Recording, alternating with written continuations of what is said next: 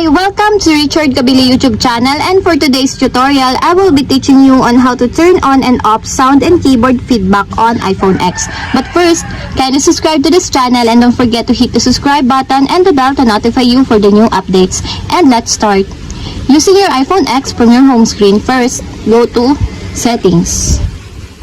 In the settings, scroll down and go to Sounds and Haptics. Then in the Sounds and Haptics, scroll down and find the keyboard feedback, then click. Then in the keyboard feedback, you will see the sound with the switch button on the right side of it. Just turn it on to enable. And your sound in keyboard feedback is now enabled. And if you want to disable, just turn again the switch button to turn off or disable. And it's now disabled.